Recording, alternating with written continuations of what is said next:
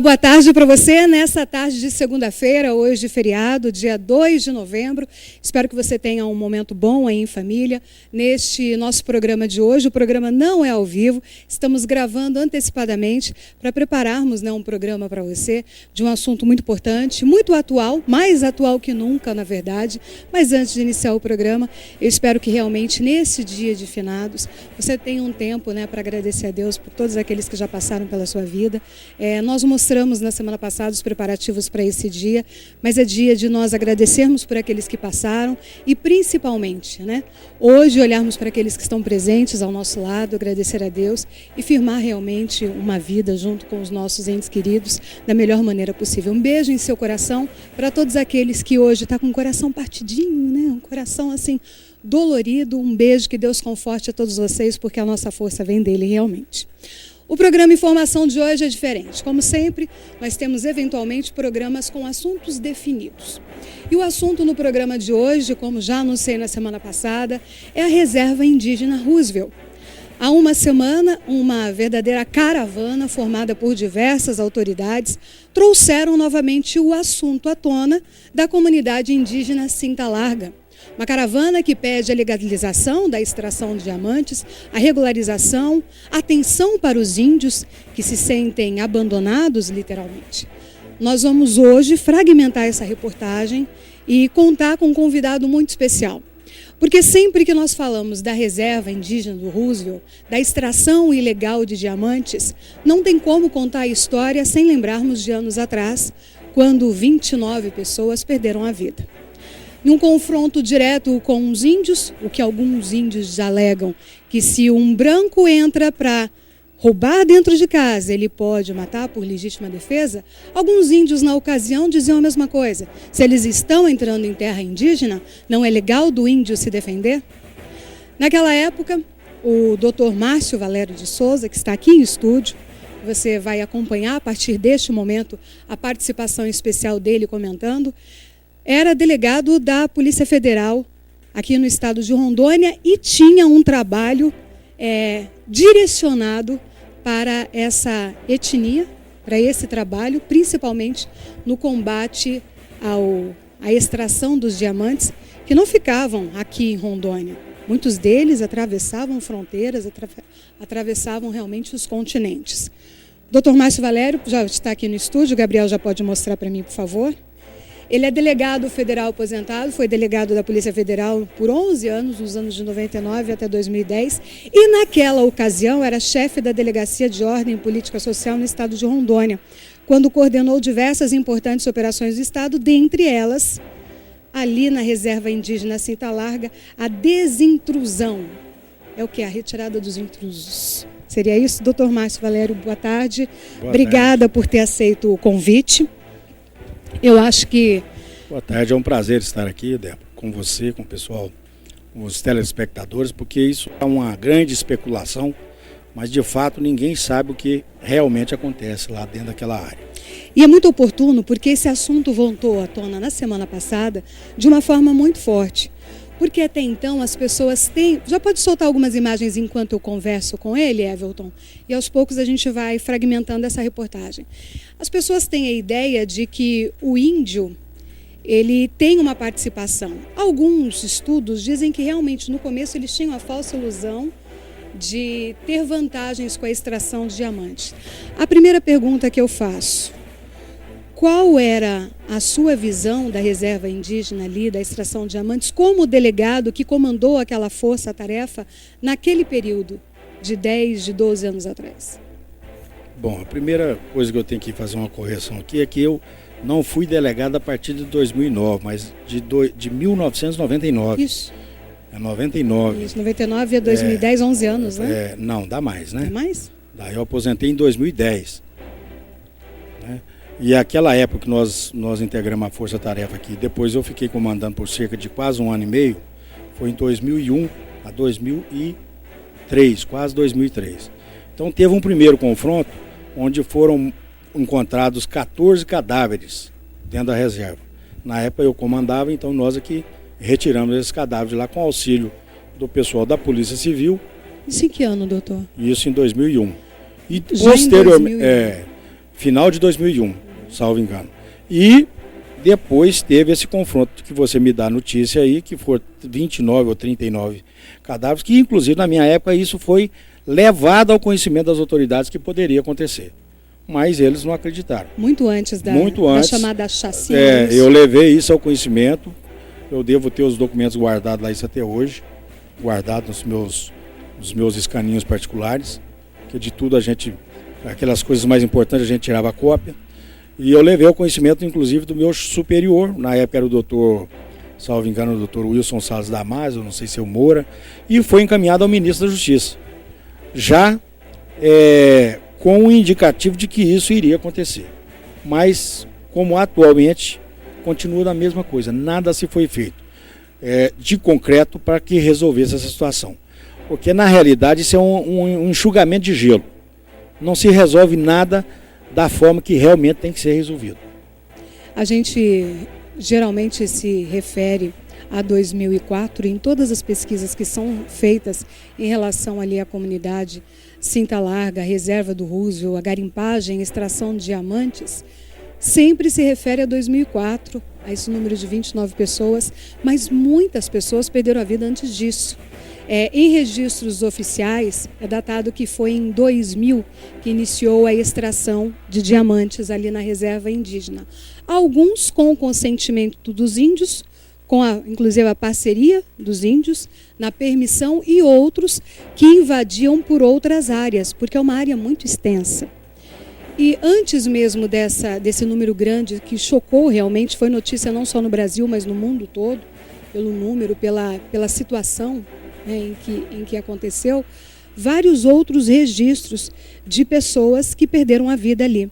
Tem um registro de 2002, e eu vou lhe perguntar, doutor, se já estava ali à frente dessa ação, foi uma operação de retirada de garimpeiros. 3.245 pedras foram apreendidas e 2.000 garimpeiros estavam no local. Era isso mesmo, esse número de pessoas? Eu acho até que era mais do que isso. Nós conseguimos retirar de lá sem dar um tiro. Tudo na tranquilidade, com o apoio de alguns agentes que vieram de fora. E a maneira que nós encontramos na época de fazer essa retirada foi sufocando os garimpeiros na medida em que não se era fornecido. Tentamos fazer o bloqueio de todas as vias possíveis lá para fornecimento de alimentação, de combustível e de gêneros que eles necessitavam, e os garimpeiros não tiveram como sair, ficar lá dentro, então tiveram que sair, e à medida que eles iam sair, nós íamos procedendo à identificação de todos, até porque a maioria desse pessoal que vem para ir para o garimpo, eles não têm documento, tem muito fugitivo, tem muito cidadão bandoleiro, que entra aí na reserva com aquela vontade de ficar rico. Na época também teve algumas lideranças indígenas que vendiam a oportunidade a essas pessoas. Por par de máquina na época, eu me recordo que era vendida aí por R$40 mil. Era um bom dinheiro na época. Mas isso depois foi estancado, até porque nós conseguimos, na época com o juiz federal, que se fizesse a prisão preventiva dos principais líderes. Apenas e tão somente para a segurança deles próprios. Porque a coisa estava tomando uma proporção tão grande que, se não fosse feito isso, talvez ia ter uma catástrofe de proporção muito maior do que a que houve. Dizem que agora a situação lá está pior que quando teve a chacina. Inclusive o doutor vai acompanhar isso sendo dito na reportagem. Que a situação está pior do que em 2004. E quando a gente depara que já haviam mortos muito antes disso, eu tenho aqui registro de 7 corpos em 2002, inclusive registrado pela Agência Estado, reportagem do Globo, fazendo a cobertura disso tudo, que era de um prenúncio do que estaria por vir. Porque naquela ocasião foi designada uma força-tarefa da Polícia Federal para aquela localidade. Porque hoje está descoberta, a área está descoberta. Ela não tem esse trabalho, essa força-tarefa. Qual foi ali o objetivo? O objetivo, em primeiro lugar, é a manutenção da segurança dos próprios indígenas, que eles gozam de proteção especial da lei. E, num segundo plano, evitar a extração do diamante, dos minérios, que não é só diamante, é ouro, cassiterita e outros minérios que tem lá, porque isso é do povo, isso não pertence aos índios. Isso é do subsolo, para quem não sabe, tudo que tem no subsolo pertence à União Federal. os minerais, né, seja eles de que qualidade for, pertencem à União Federal. Então o objetivo na época era esse. E foi diante da quantidade de garimpeiros que vieram para cá e entraram lá inadvertidamente, uns pela entrada principal aqui pelo Espigão do Oeste, outros por outras vias que entrariam até por Juína, que é o que eles chamam lá na gíria de garimpeiro de rodado, que é as pessoas que vêm rodar de todo lugar do país. Isso virou realmente uma coisa inédita. E você pode ver que já naquela época tinha uma devastação total. Hoje deve estar bem maior a cratera que gerou com essa garimpagem de forma ilegal. Mas a solução existe e ela depende dos políticos, como quase tudo no âmbito do governo. A solução ela é factível e pode ser feita. Inclusive está na própria Constituição Federal, né? Eu já naquela época já dizia, mas infelizmente a Polícia Federal ela age sob comando. Nós estávamos aqui para combater crime e dar proteção ao índio. As questões governamentais refogem a alçada da Polícia Federal. Nós vamos acompanhar agora a primeira parte da reportagem denominada Caravana da Esperança. Esse evento aconteceu na sexta-feira da semana retrasada, quando uma força-tarefa criada com todos os poderes, inclusive com o procurador da República, governador, senadores, deputados federais, representantes de vários segmentos da sociedade, estiveram lá para assinar um protocolo junto aos índios cinta-largas para, de fato, haver alguma definição quanto à extração ilegal de diamantes. Você vai acompanhar comigo a primeira parte dessa reportagem. Os detalhes nós vamos acompanhar. O Ministério Público Federal em Rondônia conseguiu levar praticamente todas as autoridades de Rondônia à aldeia Roosevelt do povo cinta-larga. A iniciativa partiu do procurador da República, Reginaldo Trindade, que falou do principal objetivo do projeto. Na oportunidade, o procurador criticou a omissão do governo federal relacionada ao povo cinta-larga. Tentar manter a dignidade deles, que há muito tempo foi vilipendiada em função da omissão do governo federal e desse maldito garimpo que está aqui destruindo toda a comunidade. Vocês realizaram todo um levantamento, todo um estudo e com base nisso, inclusive o Ministério Público notificou, recomendou a FUNAI e outros órgãos competentes. Quais foram as respostas que o Ministério Público teve? Até agora, nenhuma, né? Porque o problema hoje é mais grave do que era no sangrento abril indígena de 2004, quando nós tivemos a morte de 29 pessoas.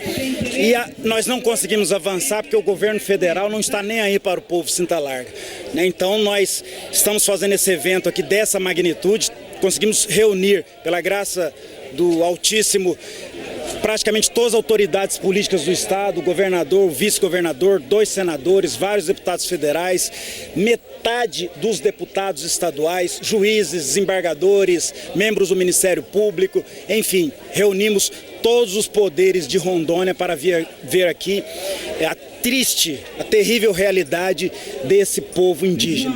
Então a ideia é que cada vez mais a gente tenha pessoas de bom coração, pessoas que verdadeiramente queiram ajudar os índios, porque quanto mais ajuda, melhor, porque a luta é muito difícil, muito inglória mesmo. O que você espera desse ato aqui hoje? O que muda? Olha, a Caravana da Esperança é um evento principalmente simbólico, mas de um simbolismo muito forte, porque nós esperamos tocar o coração das pessoas. E eu tenho certeza que se a gente conseguir verdadeiramente alcançar o coração das pessoas, nós temos certeza que nós conseguiremos avançar, porque nós vamos multiplicando os nossos esforços. Estavam presentes o governador Confúcio Moura, o vice-governador Daniel Pereira, os senadores Valdir Raupp e Assir Gugax, 3 deputados federais, o presidente da Assembleia Legislativa, Maurão de Carvalho, 12 deputados estaduais, o desembargador do Tribunal de Justiça de Rondônia, Gilberto Barbosa,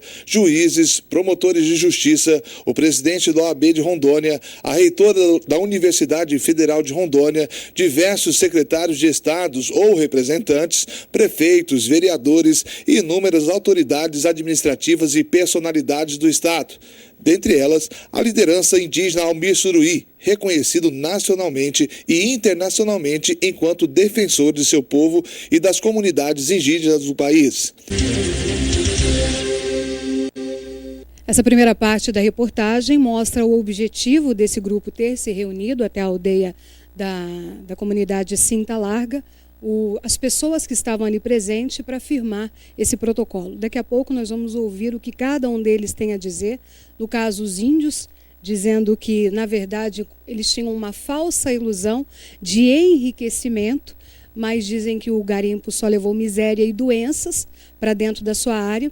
Nós sabemos que, ao longo de todos esses anos, por algumas vezes, foi tentado fechar de uma forma, eu vou dizer assim, eficaz, o garimpo da reserva do Roosevelt. Mas nós sabemos que ali, naquele local, sempre houve a continuidade da extração de diamantes, mesmo porque é uma área muito grande, que por mais que se faça ali em Espigão do Oeste, do outro lado, que é em Juína, se eu não me engano, doutor, em Mato Grosso, também continua. Porque a área, só para você ter uma ideia, a área correspondente aos índios da etnia Cinta Larga é de 2,6 milhões de hectares. E aí a gente fica imaginando como fica a situação de ser uma das maiores reservas de diamantes do país, como nós falamos na ocasião que aconteceu essa reunião dessa Caravana da Esperança no programa. E eu trago agora dados oficiais. Um estudo que mapeou as reservas minerais do Brasil apontou que o garimpo do Roosevelt abriga um kimberlito minerizado, que é uma rocha de origem vulcânica que dá o diamante. Com idade, estrutura geológica e capacidade de produção de pedras preciosas semelhantes às das minas de diamantes do Guarani, na Venezuela. Elaborado pela Companhia de Pesquisas e Recursos Minerais, o levantamento apontou um kimberlito de 1,8 bilhão de anos. Você tem uma noção já da capacidade de produção, que é no mínimo de 1 milhão de quilates ano. Este número subestimado, ou seja, calculando assim por baixo, o mais baixo que se pode, coloca o Roosevelt, no mínimo, entre as 5 maiores minas de diamante do mundo. Mas acontece que é uma reserva indígena, que, como o doutor Márcio disse, embora esteja no subsolo, né, do território federal, precisa, até então, da autorização dos índios para que haja um levantamento. Até hoje não houve esse levantamento oficial. Especialistas dizem que a sondagem pode indicar o Roosevelt como a maior mina de diamantes do mundo, superando a atual campeã que fica em Botsuana. Gente, se você buscar histórias de Botsuana, dos conflitos que existem ali em relação à extração de diamantes, Botsuana, para você ter uma ideia, produz 9 milhões de quilates por ano. O levantamento foi feito com base em análises de imagens de satélites que foram fornecidas pelo Japão e pela NASA, e também de ondas magnéticas captadas por avião. Tem muito trabalho ali para quem vai, de fato, coibir aquilo que até então é ilegal e para aqueles que querem legalizar a situação. Concorda com isso, doutor Márcio? Não, desde aquela época nós já indicávamos que a solução para aquilo ali é a legalização. Até porque eu acho que isso é um desrespeito com o próprio povo brasileiro e com os índios, com os próprios índios. Porque se essa riqueza toda, ela tem condição de não só ser explorada de forma equilibrada, mas também dos recursos que forem amealhados com essa extração de forma organizada, reparar os danos que já estão sendo sentidos aí, causados ao longo dos anos. Você pode hoje tem recursos que você tem condição, com o dinheiro, de conseguir voltar a essa mata todinha para o local dela, reparar tudo. Hoje a engenharia ambiental é uma coisa fantástica. Então tem condição da União determinar um estudo em cima disso aí de forma tranquila, fazer o mapeamento e, diante disso, fazer a exploração de forma legalizada, tirando a parte dos índios, né, a parte do Estado, a parte do município, porque, na realidade, ninguém está ganhando com isso. Quem ganha com isso é só o contrabandista. Nem o próprio garimpeiro ganha nada, porque ele paga muitas vezes com a vida.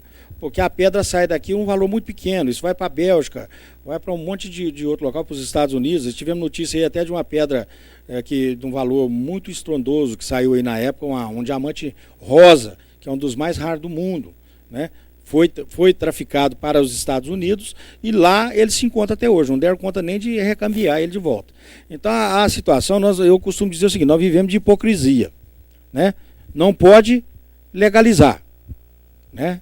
O governo não legaliza, mas também não tem instrumento para combater a coisa de modo eficaz.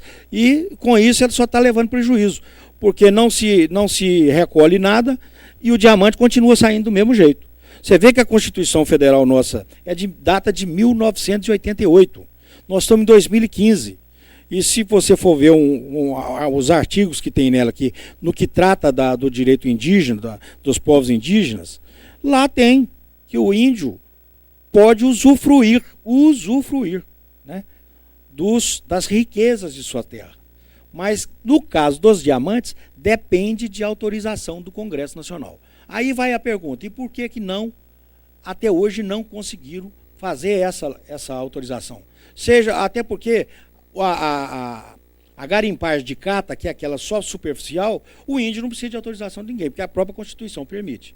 Mas a exploração do subsolo, aquela que depende de maquinário, tem que ter autorização do Congresso Nacional. Por que não autoriza? Tem alguma coisa errada nisso aí. São 20 e tantos anos que se passaram. Né? Nós até, eu agora hoje, na minha condição de advogado, nós temos uma ação em andamento aí, que fizemos por intermédio de uma associação indígena, que nós já não obtivemos resposta positiva na primeira instância e está na segunda instância, que é justamente uma ação visando essa exploração de forma sustentável. Até porque, se o Congresso está em mora, pode ser feito também um mandado de injunção perante o Supremo Tribunal Federal, visando compelir os novos congressistas a assim proceder. E regulamentar isso de uma vez por todas. Porque isso não vai parar por aí. Em breve nós teremos outra chacina de maneira desproporcional dentro dessa reserva. Mesmo porque agora com os próprios índios pedindo a intervenção, algo já anuncia que também, novamente, nós podemos ter fatos similares. Na realidade, eles são desassistidos, né?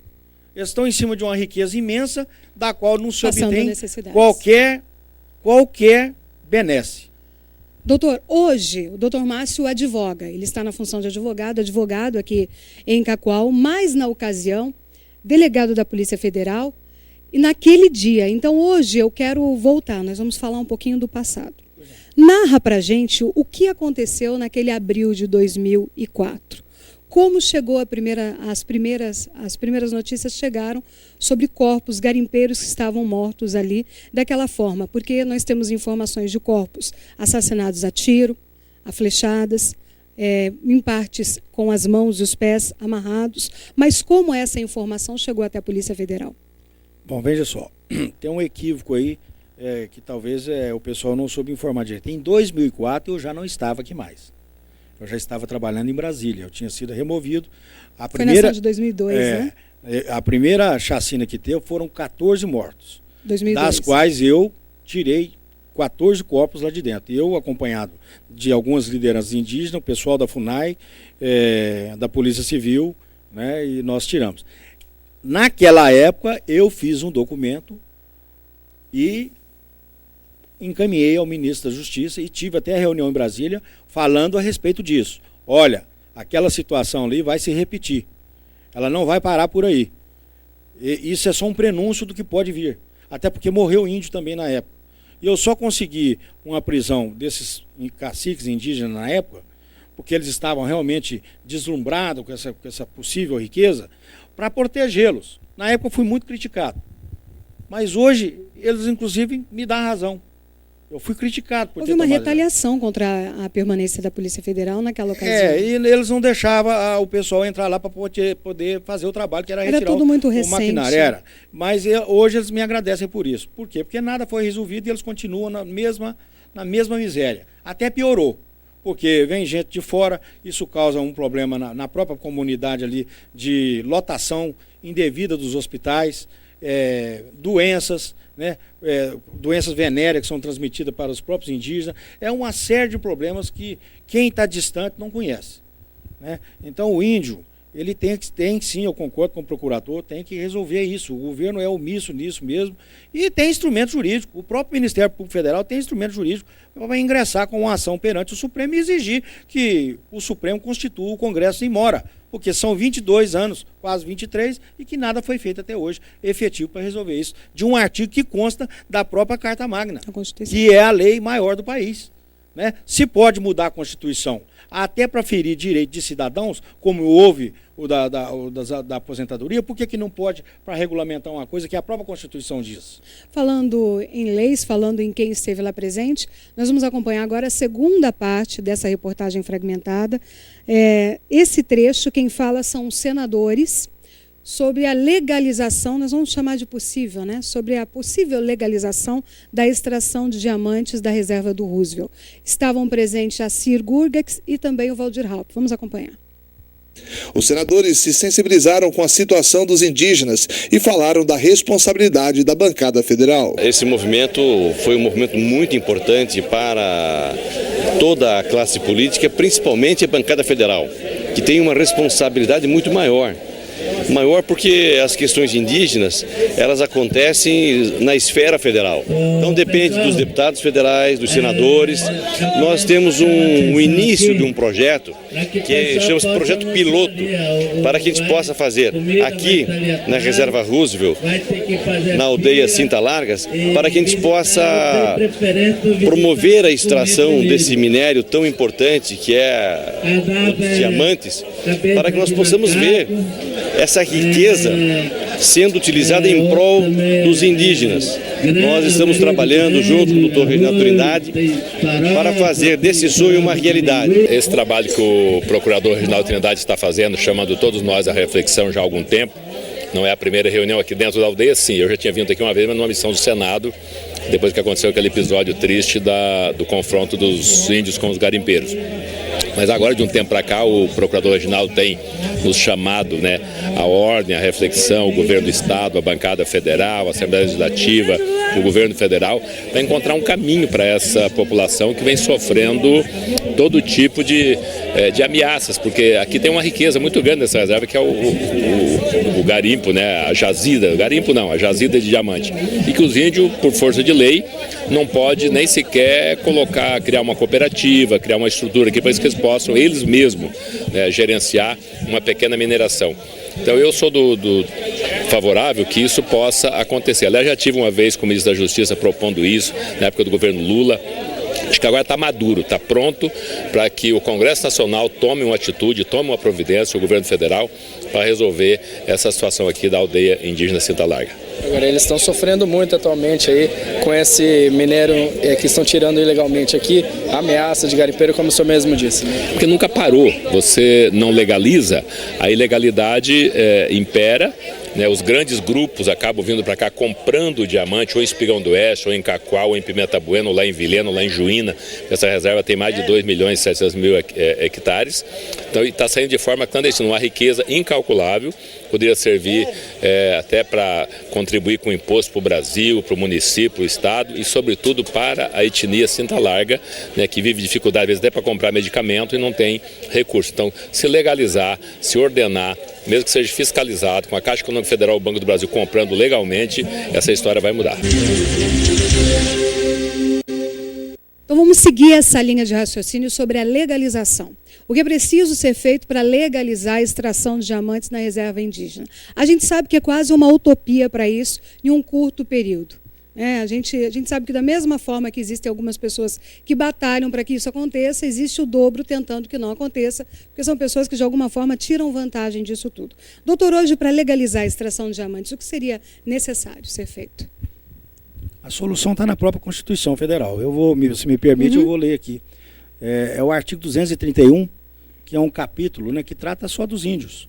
231 fala o seguinte: são reconhecidos aos índios sua organização social, costumes, línguas, crenças e tradições, e os direitos originários sobre as terras que tradicionalmente ocupam, competindo à União demarcá-las, proteger e fazer respeitar todos os seus bens. Aí vem lá no seu parágrafo 2º. As terras tradicionalmente ocupadas pelos índios, que é o caso aqui, né, destinam-se à sua posse permanente, cabendo-lhes o usufruto exclusivo das riquezas do solo, dos rios e dos lagos nelas existentes. O que eu quero dizer com isso? Se eles podem ter o usufruto exclusivo das riquezas do solo, dos rios, dos lagos nelas existentes, significa que aquilo que tem na superfície, eles não dependem de autorização de ninguém. Mas, já vem o parágrafo 3º desse mesmo artigo, que diz o seguinte: o aproveitamento dos recursos hídricos, incluídos os potenciais energéticos, a pesquisa e a lavra das riquezas minerais em terras indígenas, só podem ser efetivadas com autorização do Congresso Nacional, ouvidas as comunidades afetadas, ficando-lhes assegurada a participação nos resultados da lavra, na forma da lei. Aqui está a solução. É só o Congresso regulamentar. Ou seja, eles estão se manifestando e é o próprio Congresso. Tem 20 e tantos anos que a Constituição Federal foi feita e já constava esse mesmo artigo. Se o Congresso não se manifestar, que o Ministério Público, então, entre com a ação respectiva, um mandado de injunção no Supremo Tribunal Federal para que faça o Congresso, né, constituir ele mora para regulamentar isso, que isso realmente é uma vergonha. É uma vergonha nacional. Nós temos que dar uma solução nisso, porque o problema continua, pessoas inocentes estão morrendo, os índios, inclusive, correm o risco, sério risco de serem dizimados, né? E, na realidade, quem é culpado disso é o branco, porque o índio estava quieto lá dentro da reserva dele. Nós é que fomos lá mexer com eles. Então nós temos que dar solução nisso, sim. Eu sempre fui favorável à solução. Isso não é um problema policial, isso é um problema social. É verdade. Eu vou para um intervalo comercial, logo na sequência nós voltamos com esse assunto, vamos falar um pouquinho mais sobre a atualidade da Reserva Roosevelt, inclusive com o cacique falando da situação atual e da importância da legalização da extração dos diamantes. Quer pagar barato? Quer economizar? Aqui na Construnorte é o lugar. Confira as ofertas da Construnorte. Tijolo de primeiríssima qualidade, 519,90 milheiro. Pisos e cerâmicas a 11,90. Areia do Rio Machado, 59,90. Cal, 9,90. Forro PVC, 10,90. Viu só? A Construnorte sabe o que você precisa. Construnorte Materiais para Construção. O melhor preço da região. Eu vim até a SR Financeira para lembrar para você que você tem um braço direito no momento que você precisar de um dinheiro, de um empréstimo consignado. Abrir conta na Caixa Econômica é aqui. SR Financeira, o seu parceiro no que você precisar.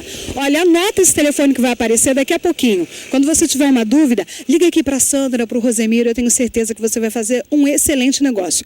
Vou te contar um segredo. Na verdade, esse segredo vai te poupar muito, muito tempo. A menor taxa em consignado em toda a cidade de Cacoal, você encontra na SR Financeira. Isso eu asseguro. Vai fazer um empréstimo consignado, quanto você precisa? 1.000, 2.000, 5.000, 10.000, 15, 20? Você pode, conforme a sua margem, o empréstimo consignado está liberado na sua conta em até 24 horas. É uma vantagem que só quem é credenciado da Caixa Econômica tem para oferecer para você. Além do consignado, ainda você pode fazer a abertura da sua conta na Caixa Econômica Federal, porque a SR Financeira ela também tem essa vantagem. É credenciada da Caixa Econômica. Independente de você ter conta na Caixa, você pode fazer o seu cartão de crédito. Chega de pedir dinheiro emprestado, crediário emprestado, até mesmo cartão de crédito de alguém, né? Você pode ter o seu. Se você tiver mais de 18 anos, vem conversar que tem essa vantagem para você. SR Financeira. Barato, barato, Irmãos Gonçalves é um barato. Barato, Irmãos Gonçalves é um barato. Qualidade, bom atendimento e os melhores preços. Irmãos Gonçalves, o supermercado mais completo da cidade, com preços que só a maior rede de supermercados de Rondônia pode te trazer. Supermercado Irmãos Gonçalves, o que mais barato vende. Com o comércio forte, Cacoal se tornou referência e a prefeitura tem um papel importante nesta conquista.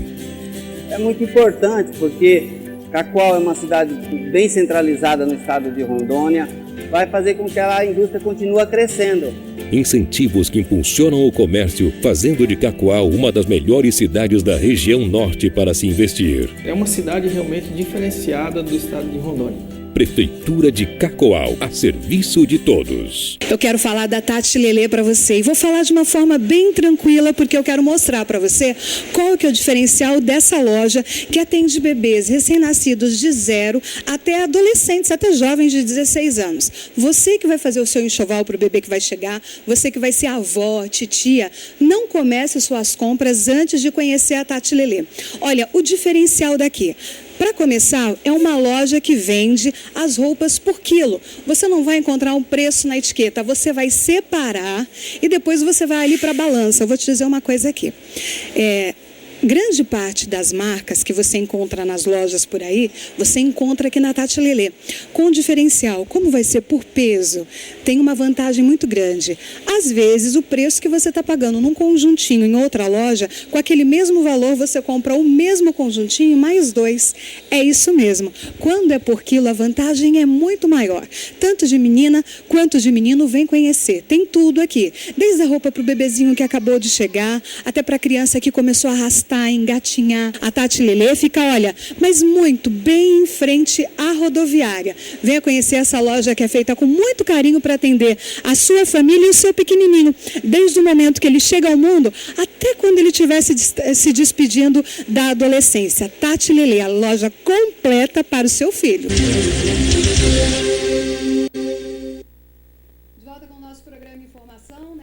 Segunda-feira, dia 2, feriado, estamos aqui e o nosso assunto hoje é a etnia Cinta Larga, reserva do Roosevelt. Ao meu lado, o advogado Dr. Márcio Valério Souza, advoga aqui em Cacoal e, na ocasião, algum tempo atrás, como delegado da Polícia Federal, cumpriu força-tarefa ali na reserva do Roosevelt, quando muito antes da chacina dos 29 garimpeiros, outras chacinas já haviam acontecido, inclusive as mortes de índios também. Eu tenho diversos registros que nós vamos buscar de informações de 2, 3 corpos sendo retirados, depois 7, ali em 2012 foram 14.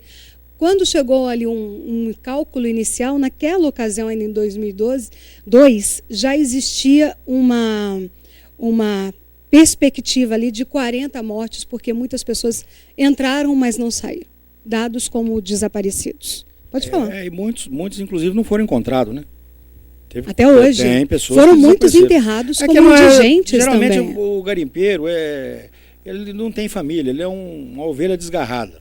Então o cara some, desaparece, nem a família tem notícia onde está. Tem uma imagem aí, Everton, procura ali naquela pasta, que foi uma vala onde foram 18 corpos enterrados, todos eles indigentes, lado a lado.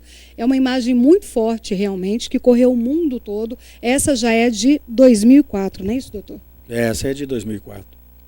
Existe ali uma estimativa, né, do número de pessoas. Acredita-se que... Eu acho que o número é maior, mas como eu tenho que trazer aquilo que é oficial, porque a gente não trabalha com suposições, com boatos, nós vamos buscar os dados. Oficialmente, estima-se que cerca de 10 mil garimpeiros passaram pela reserva do Roosevelt. Eu acho que é pelo menos, no mínimo, o dobro disso, quando a gente calcula as operações que aconteciam ali de retiradas de garimpeiros. Algumas ações tiravam de uma só vez 2 mil homens ali dentro.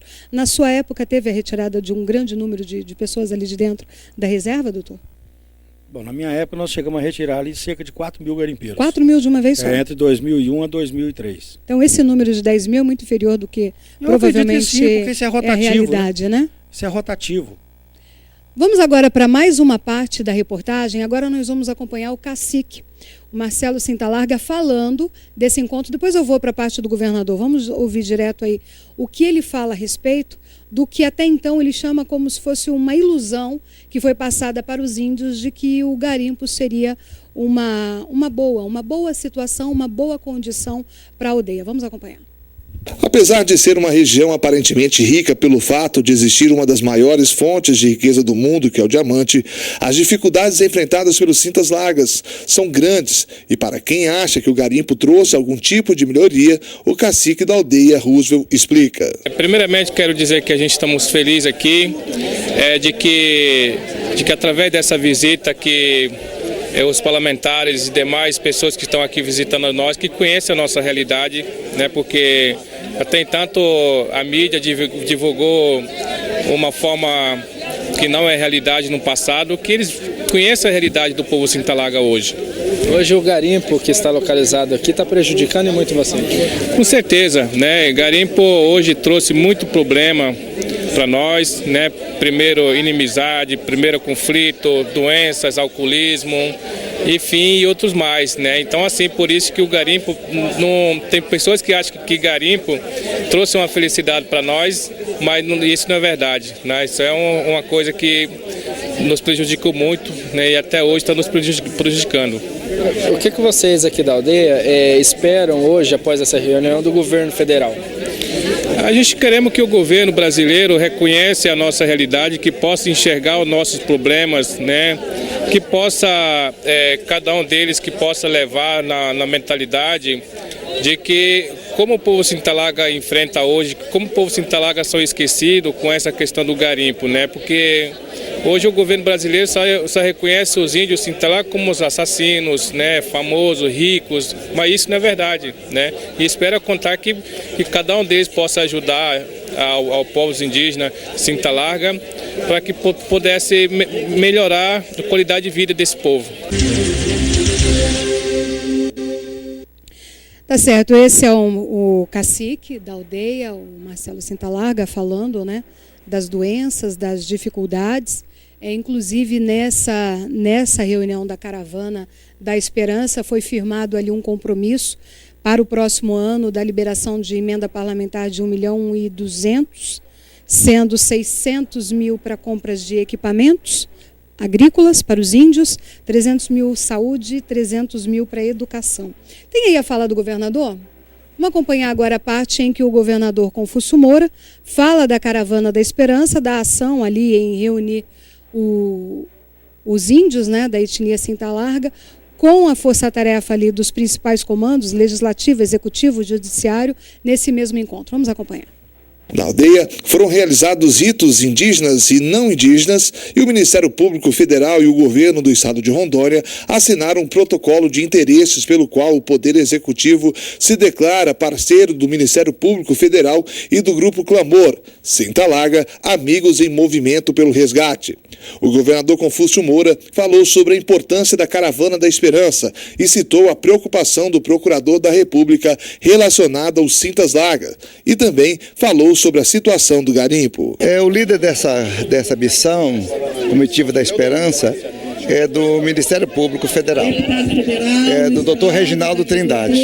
E ele há 11 anos trabalha com essa comunidade e sentindo assim falta de apoio federal, embora tenha apresentado muitos documentos ao governo federal, Ministério da Justiça, FUNAI, ele se voltou aos parlamentares em exercício, federais, senadores e deputados estaduais e ex-deputados, todos, ao governo do estado, a outros poderes, à OAB, a todo mundo para que viesse aqui testemunhar e observar essas condições de vida, para que a gente fosse parceiro desse movimento, no sentido de trazer para essas comunidades indígenas do estado de Rondônia os serviços essenciais que lhe faltam.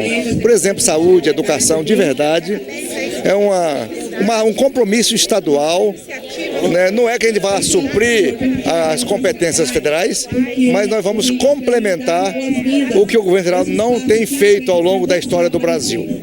Os índios são os verdadeiros donos do Brasil. Eles é que descobriram o Brasil. E assim nós estamos hoje aqui nos aproximando dos verdadeiros donos e patronos dessa terra abençoada que é o Brasil. Governador, e hoje praticamente toda a sua equipe aqui, vários secretários, para poder desenvolver ações para melhorar a vida desse povo.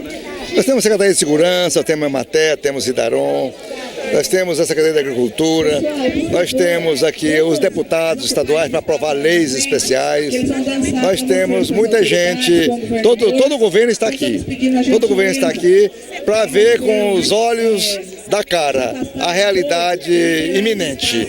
Então, com essa situação, eu espero que cada um faça uma parte do seu governo destinado aos indígenas de Rondônia. Governador, um dos maiores garimpos do Brasil está localizado aqui, o garimpo do Roosevelt. Como que o senhor vê essa questão da legalidade e da ilegalidade? Essa é uma competência federal, o governo federal tem resistido em legalizar mesmo a extração de minerais nas reservas indígenas, que eu sou favorável e que pudesse aproveitar essa riqueza vendida pela Caixa Econômica Federal, comprada, e os recursos dessas riquezas fossem distribuídas para os índios, para os municípios da região, os estados e a União, a própria FUNAI. Esse é o objetivo. Até falei com a presidente Dilma, mas tem uma lei tramitando lá no Congresso Nacional, que é de autoria do senador Romero Jucá, que é muito boa, muito excelente, e ela, aprovando essa lei do Romero Jucá, atende perfeitamente e legaliza a exploração de minérios em reserva indígena. Olha, está aí a fala do governador. Enquanto eu estou buscando aqui alguns dados oficiais, segundo a ABIN e o Serviço de Inteligência da Polícia Federal, é estimado que 20 milhões de diamantes do Roosevelt saem ilegalmente do Brasil todos os meses. Todos os meses, 20 milhões. E aqui é 20 milhões de dólares, não é real. Isso é pouco, sai mais do que isso aí. Mais de 20 milhões. Imagina se há realmente a legalização disso através da Caixa Econômica Federal para avaliação, porque nem todas as pedras têm o mesmo valor, cada uma no seu tamanho, cada uma na sua qualidade, não é isso? Faz a avaliação para ver a comercialização, paga-se aquilo que é de devido de imposto. Eu acho que seria um salto muito grande. Pode colocar essas imagens aí para mim. Essas são algumas imagens do local onde é feita a garimpagem, a extração do diamante. Existe também, a gente sabe que hoje existe também ali a extração. Tem fotos ali, inclusive até de índios. Alguns trechos da reportagem mostrava também as madeiras, né, as toras das árvores, porque a degradação do meio ambiente ela é muito grande, não só na garimpagem, mas na extração ilegal. Inclusive foi um assunto na semana passada em nosso programa, quando nós estávamos falando da ideia ali do Almir Suruí, quando viu que o povo da etnia Suruí, eu já não estou falando mais da Cinta Larga, embora seja muito próximo, ali você está vendo 7 de setembro, que representa ali a comunidade da etnia Suruí, para eles não continuarem sobrevivendo apenas com a extração ilegal de madeira, foram criadas situações alternativas para a sobrevivência e deu certo. Agora, ali na etnia do Roosevelt, ali na comunidade Cinta Larga, já é diferente. É diferente, porque eles não foram buscar uma situação alternativa para que os índios não tenham essa situação até mesmo subhumana, como alguns documentos alegam. Hoje a situação já é mais diferente, já é diferente, mesmo porque no começo houve uma ilusão muito grande. Houve uma ilusão para o garimpeiro que ele chegava e para o índio que achava que realmente ia se beneficiar demais. Aconteceram diversos enfrentamentos entre garimpeiros, entre índios. Os índios foram passados a pernas, foram enganados por muitos brancos, inclusive muitas autoridades que ali se beneficiaram. A própria história do garimpo da Reserva Roosevelt conta isso. Qualquer pesquisa que você faça, por mais superficial que você faça a pesquisa, você vai ter ali, inclusive, nomes sendo citados de ex-senadores, de pessoas que ludibriaram os índios, que enganaram os índios, que tiveram maquinários ali dentro garimpando, empresários, grandes empresários, que realmente deitaram e rolaram enquanto estava fácil. Eu vou repetir, enquanto estava muito fácil enganar os índios, porque no começo era tudo novidade. É muito parecido com aquela reflexão que nós fizemos um tempo atrás. Foi muito parecido com a descoberta do Brasil, né? Chegaram aqui por engano, viram a riqueza, viram que era fácil passar conversa nos índios e degradaram o nosso país, tomaram conta dessa forma. Ali em Espigão é a mesma coisa, mesma história. Chegaram, enganaram os índios, prometeram facilidades e com o tempo percebeu-se que não era nada daquilo e os índios hoje estão pedindo literalmente clemência a respeito disso. O Dr. Márcio Valério diz que o que hoje ali existe pode culminar com situações muito piores que a chacina de 2002 e a chacina de 2014. Eu não sei como que lida na questão da esperança, porque hoje eu acho que é uma esperança muito grande para os índios que algo aconteça a partir desse encontro. Tem alguma análise para fazer a esse respeito, doutor? Bom, eu espero que diante dessa seleta reunião que teve, né, com o senhor procurador federal, com o senhor governador, senadores, né, que realmente a coisa ande, porque falta de projeto do Congresso não, porque tem vários projetos. Aliás, são vários, inúmeros, né, mas até hoje a coisa está emperrada, igual eu disse aqui, já são mais de 23 anos e nada aconteceu, a não ser a degradação da área ambiental e a nossa remessa ilegal das nossas riquezas por vias transversas, sem que a União, o Estado ou o município receba qualquer benesse. Então, a gente torce para que isso aconteça. Eu, francamente, não acredito, porque eu sou meio cético nisso. Com a situação que está aí hoje posta, né, ainda mais no país em crise, que isso aí vai andar. E até seria bom, porque dava para poder até pagar um pouco a dívida que o país está enfiado. Justamente pela crise seria uma perspectiva uma alternativa. muito boa. Eu não sei por que o governo federal fica resistindo a isso, não tem explicação nenhuma. Nós temos riqueza ali que dá para poder pagar a dívida externa, ainda sobra. Infelizmente, eu costumo dizer, é igual a hipocrisia do ser humano, né? Isso aí eu já estou falando no nível maior, do mundo todo. Nós não estamos dando conta de cuidar do ser humano que está aqui na Terra. E estão as nações riquíssimas, né? Que são os Estados Unidos, a Rússia, Japão, se unindo aí para poder descobrir se tem vida em outro planeta. Água em Marte, ou alguma vida lá em Platão, sei lá onde é que for. Nós não estamos dando conta de resolver o problema na Terra e queremos descobrir vida em outro lugar. Vamos cuidar daqui primeiro. Vamos tratar o ser humano como deve ser tratado. Depois que resolver aqui, bom, aqui está tudo resolvido, vamos então buscar a vida em outro lugar, vamos ver se tem. Infelizmente nós somos hipócritas. E isso está acontecendo aqui, em menor escala no Brasil, com essa situação. Os índios não estão pedindo nada mais, nada menos do que a dignidade para viver. E acho que eles têm direito. Aliás, como até disse o próprio governador, antes de nós estarmos aqui, isso aqui era deles. Nós é que invadimos a terra deles, e não o contrário. Se hoje no Código Civil o uso capião de terra, o extraordinário, você pode fazê-lo com 10 anos, imagina 500 anos. Então é uma hipocrisia muito grande. As autoridades precisam realmente atentar para isso. E isso causa uma série de problemas, que vai extrapolar a área indígena. Isso vai atingir nós todos. É uma área muito grande, a gente faz a análise do que é o cacique ali, quando ele estava falando das necessidades, né?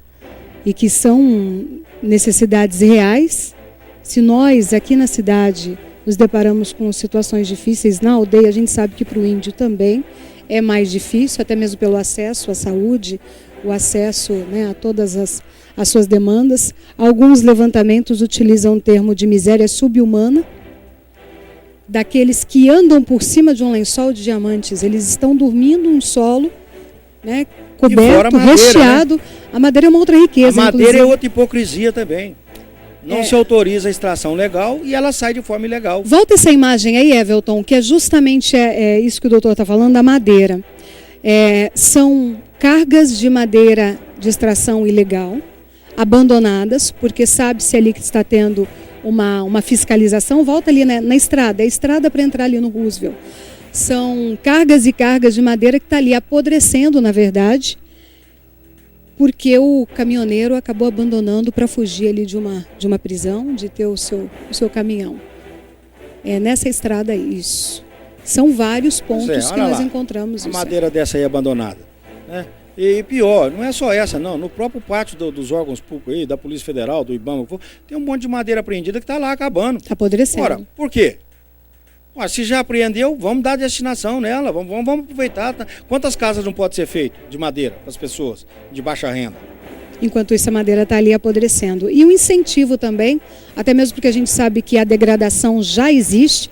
Você vê aí verdadeiras clareiras, né, sobre a mata ali do Roosevelt. E há uma coisa que tem que ser dita aqui, Débora, que nós temos que falar, porque a coisa é feita de maneira para não funcionar.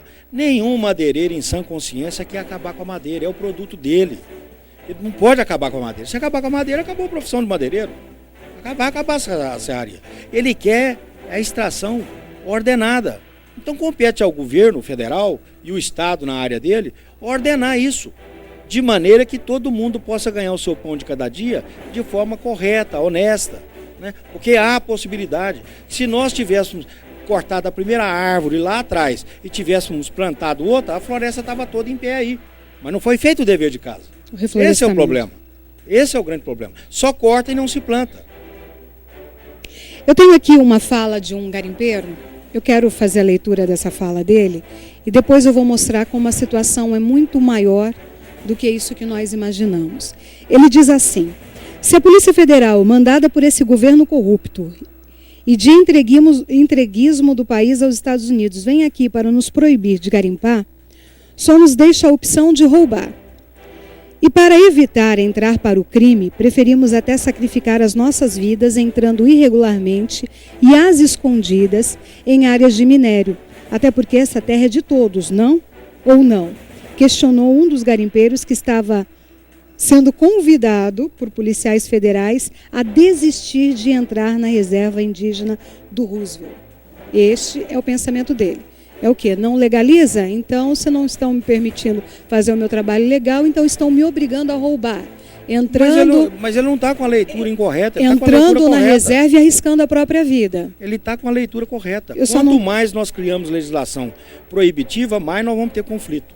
E aí eu me deparo aqui com uma informação de um caso antigo aqui de Cacoal, mas que nos retrata bem a situação. Porque nós falamos do garimpo, do garimpeiro que entra lá e corre o risco de perder a vida, do índio que num confronto com o garimpeiro também perde a vida, mas existem outras situações que acabam crescendo, como, por exemplo, retaliação para quem faz a denúncia. E um caso já é de conhecimento e dado como oficial, que é de 2 adolescentes que foram assassinados no distrito do Riozinho como retaliação a pessoas que fizeram a denúncia a respeito do garimpo do Roosevelt. A presidente da União Nacional dos Garimpeiros do Brasil, a Jane Rezende, denunciou ao Ministério da Justiça e à Comissão dos Direitos Humanos da Câmara dos Deputados que as mortes de 2 adolescentes, Loébia Souza Ramos e Vicente Filho França, ambos de 13 anos, ocorridas na noite de 31 de agosto no distrito do Riozinho, em Cacoal, foram mesmo uma represália contra o pai da menina devido a denúncias de sequestro, execução e ocultação de cadáveres no garimpo de Espigão do Oeste, feitas em Brasília no primeiro semestre daquele ano. Então é uma situação que é muito mais agravante e é isso que tem que fortalecer essa caravana, esse coro, essa assinatura de protocolo, quando vidas de inocentes também estão sendo ceifadas. Em relação... Na minha época, nós inclusive tiramos, teve 2 menores também que foram desaparecidos, só encontramos as motos deles. Nunca mais se teve notícia, a família até hoje não sabe. Doutor, para concluir, legalização, se quiser pode fazer. Pode e deve. Ela está autorizada na Constituição Federal. O legislador não ia colocar um artigo desse aqui se não fosse para legalizar.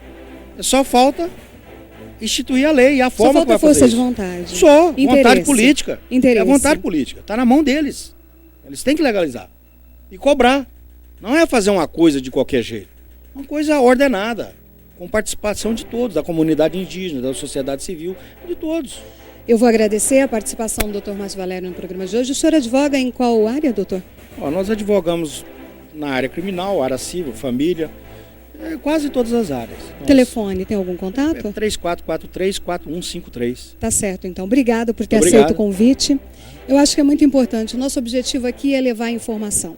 Nós não estamos aqui para criar uma opinião e transformar essa opinião numa verdade. Nós estamos aqui para levar informação para que você tenha a sua própria opinião e fortaleça a nossa comunidade com as suas ideias. Obrigada pela companhia e até amanhã, ao vivo, à 13h, depois do Rondônia Urgente, aqui na Band.